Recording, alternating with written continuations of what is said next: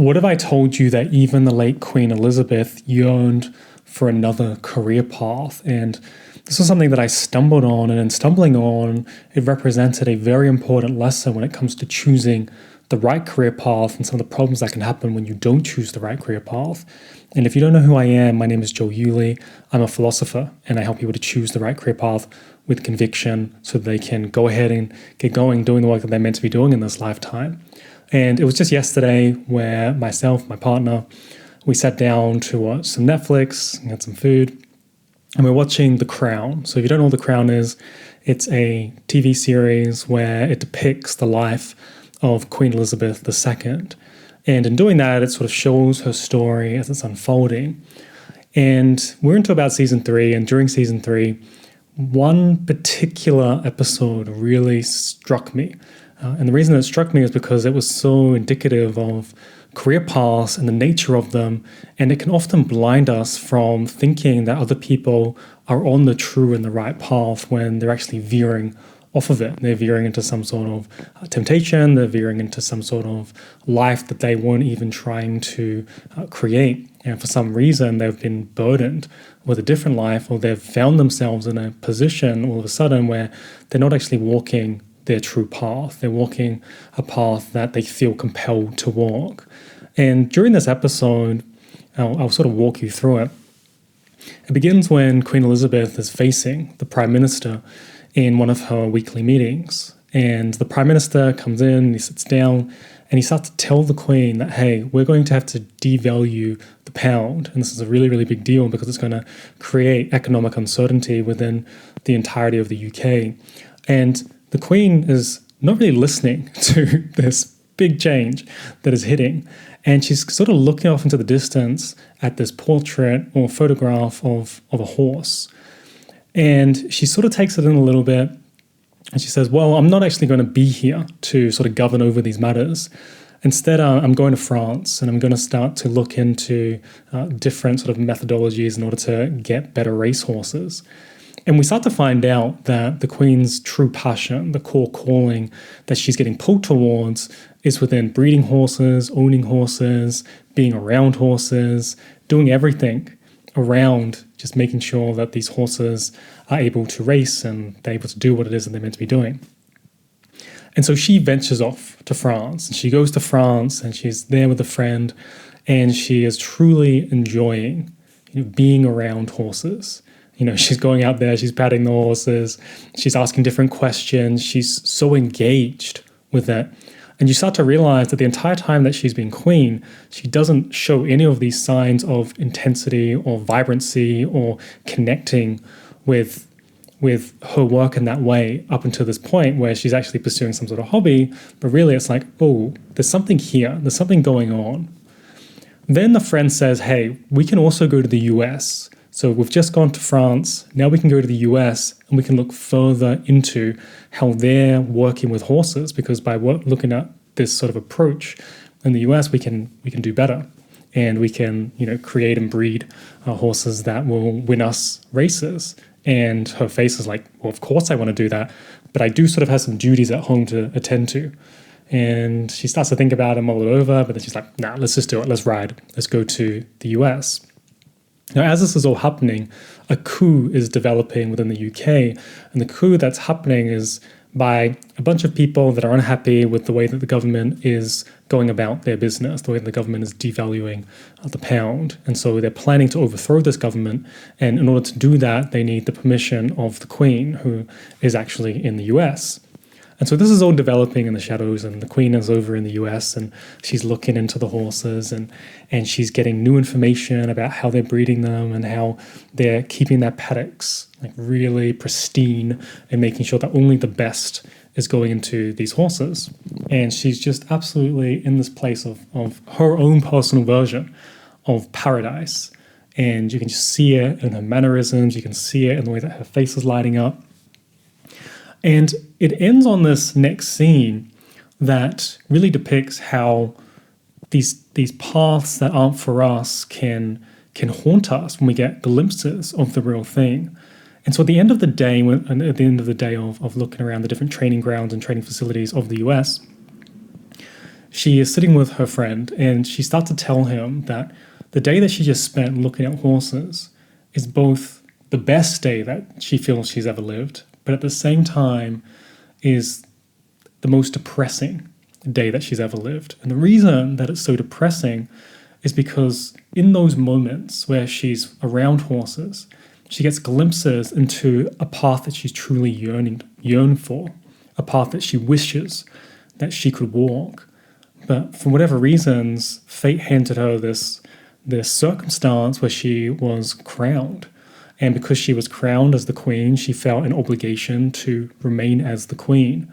And there's even the point where her friend's like, well, it looks like to the public that you're doing great, that this is the path that you want to be walking.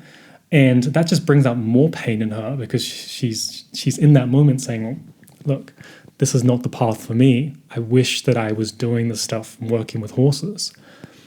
And as that's going on, she gets interrupted during this dinner and is told that, hey, there's someone on the phone and she has to go and take this call, and she ends up finding out that the government or the prime minister ends up contacting her and telling her that somebody's planning a coup against them and to overthrow the government.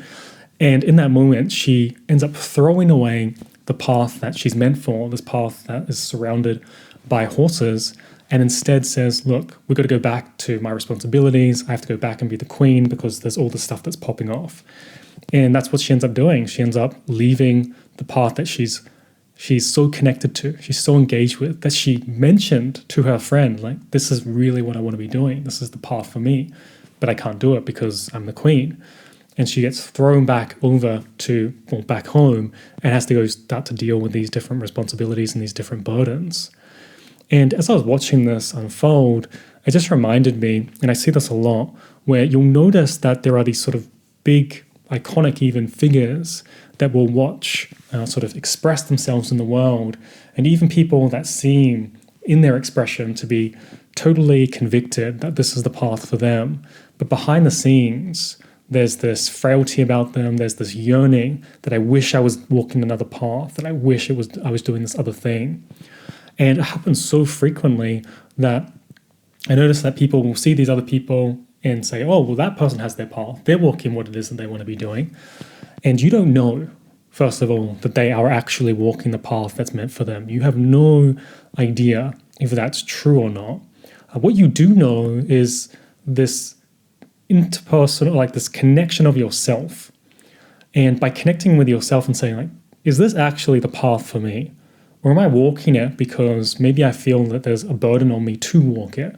Maybe I feel compelled to walk it because of my parents. Maybe I feel compelled to walk it because I don't really know what my path is. And rather than truly investigate and find out what my actual path is, I want to make progress because so-and-so that I went to high school with is moving forward in life. And by really connecting into your own personal understanding of, is this really my path? Is this really the thing that I want to be doing? It allows you to make sure that you're not put into one of these situations where you're walking a path that isn't for you. And this just shows you that, one of the biggest, most famous sort of icons over the past century was walking a path that wasn't meant for her, was walking a path that I would say is a temptation path. She was walking a path because she felt the obligation of not only tradition, but also because of her own personal relationship with her late father and having to carry on that lineage. And there was no reason for her to do that in terms of pursuing her soul-led calling.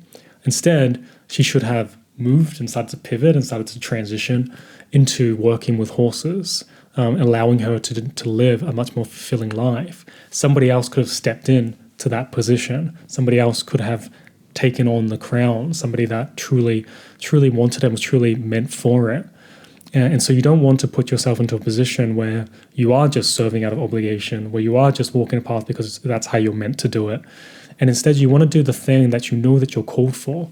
One of the interesting things that I read, I looked up a bit about her path after watching that Netflix episode, was that when she was asked when she was little, hey, what do you want to be when you grow up? She literally said horse. she said, I want to be a horse.